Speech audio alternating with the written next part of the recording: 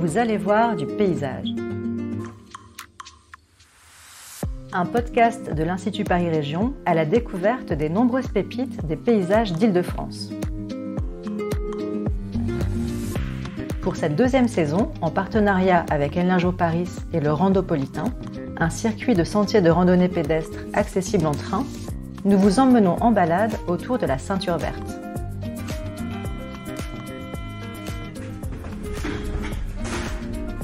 Dans cet épisode, Jean-Marie Déhoux, délégué territorial à Île-de-France Nature, nous parle des coteaux de l'Aulnois, de la promenade de la Dhuys, de la forêt régionale de Bondy et du rôle des continuités écologiques au sein de la ceinture verte.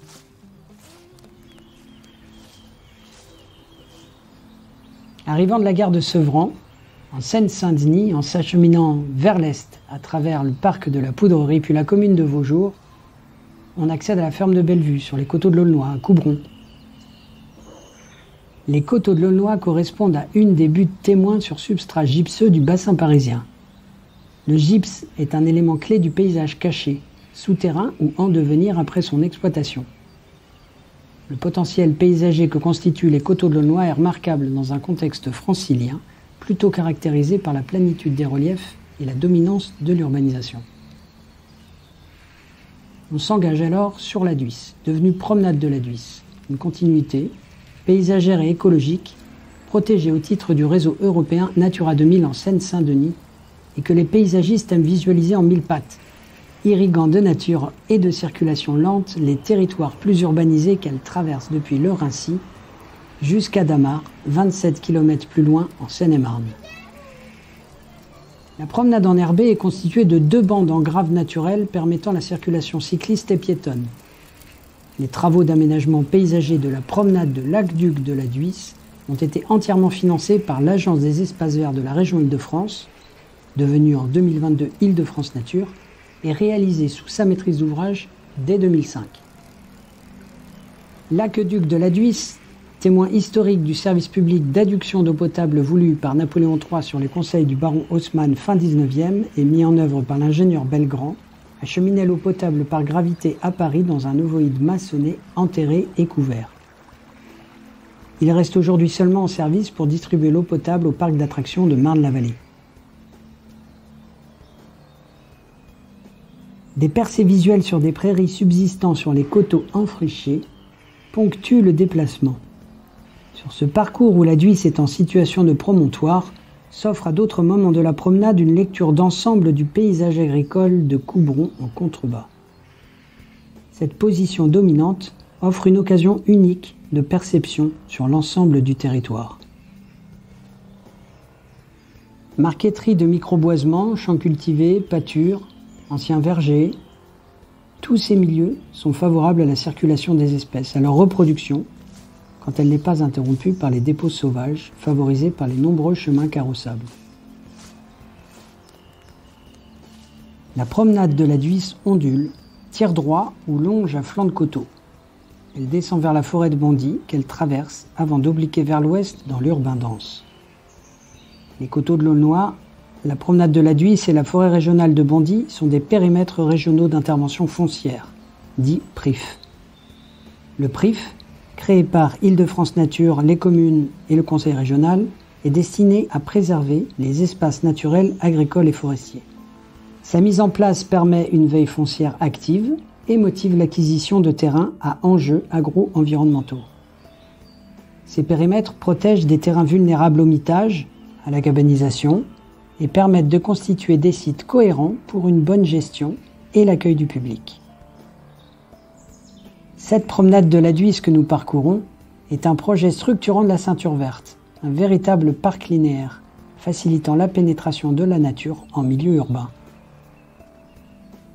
Elle nous guide vers la forêt régionale de Bondy, vestige de l'ancienne forêt de Bondy qui s'étendait jusqu'au XIXe siècle sur un immense massif, englobant les bois de Livry-Gargan et de Vincennes, couvrant ainsi tout l'est parisien jusqu'à la forêt de Fontainebleau en Seine-et-Marne.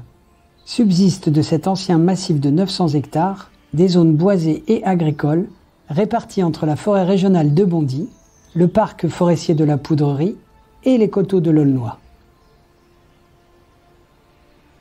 Aujourd'hui, La forêt régionale de Bondy s'étend sur 172 hectares situés sur les communes de Clichy-sous-Bois, Montfermeil et Coubron. Le bois de Bondy, après avoir été défriché et converti en habitat pavillonnaire collectif au début du 19e, fut acquis par le district de la région parisienne en 1965 dans le but de préserver et d'ouvrir au public un îlot de verdure afin d'améliorer la qualité de vie des Franciliens. Cet objectif s'inscrit également dans le cadre de la mise en place d'une ceinture verte régionale autour de la capitale. Comment l'Agence des espaces verts de la région Île-de-France a-t-elle participé à l'aménagement de liaisons douces dans la ceinture verte ? Dans les années 1990, elle a été maître d'ouvrage de la coulée verte du sud parisien, de Paris à Massy-Palaiseau. Depuis, elle a aménagé et créé plusieurs continuités, notamment la végétale entre Créteil et Santeny, l'allée royale reliant les forêts de Rougeot et de Sénart en Essonne, et dans le Val d'Oise, le ruban vert de la butte Pinson, ainsi que le chemin des Crêtes sur les buttes du Parisis pour les plus emblématiques. La liaison Seine à Seine à partir de la plaine du Bois-Rochefort dans le Val d'Oise est en cours de finalisation. L'objectif est de tendre vers la multifonctionnalité de ces continuités afin qu'elles jouent un rôle en matière de biodiversité, de réduction de la carence en espaces verts et de mobilité douce.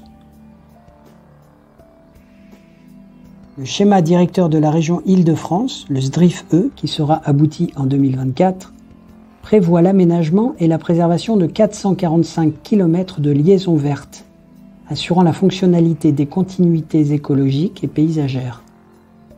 Les espaces naturels ne se limitent donc pas à des secteurs cartographiés indépendamment, mais sont considérés comme un réseau permettant aux espèces animales et végétales d'accomplir leur cycle de vie.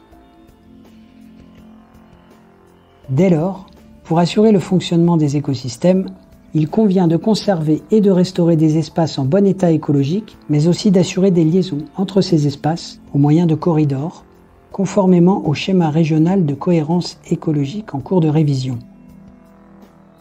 L'aboutissement de cet ouvrage au long cours des politiques publiques étant l'ouverture au public. Retrouvez nos podcasts sur institutparisregion.fr, enlargeurparis.fr ou abonnez-vous sur une plateforme comme Spotify, Apple, Deezer ou YouTube. Et bonne balade sur la ceinture verte.